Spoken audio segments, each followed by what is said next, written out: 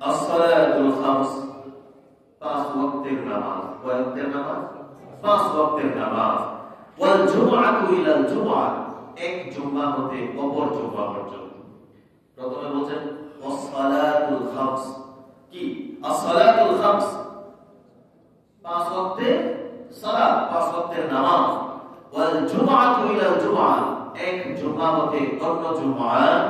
ওয়া রমাদান ইলা রমাদান, এক রোজা হতে অপর রোজা, অর্থাৎ এক রমজান হতে অপর রমজান পর্যন্ত।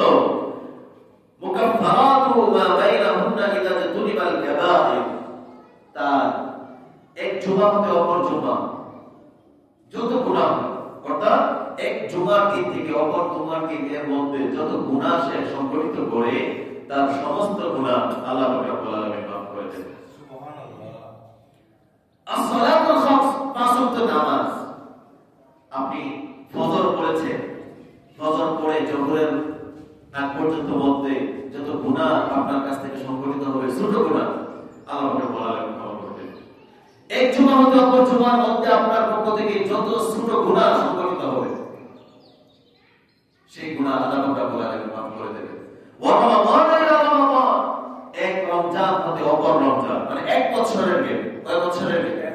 এক বছরের গ্যাপ। এই এক বছরের ভিতরে আপনার পক্ষ থেকে যত গুনাহ, ছোট ছোট যত গুনাহ আল্লাহ রাব্বুল আলামিন আপনার পক্ষ থেকে সংগঠিত হবে, সমস্ত ছোট গুনাহগুলো আল্লাহ রাব্বুল আলামিন আপনাকে ক্ষমা করে দেবেন। সুবহানাল্লাহ। তারপরে বলা হয়েছে মুকাফফারাতু মা বাইনাহুন্না ইযা তুলিবাল কাবাইর, তবে আল্লাহর নবী শর্ত দিয়েছেন, শর্ত হলো কবিরা গুনাহ থেকে আপনাকে বেঁচে থাকা লাগবে।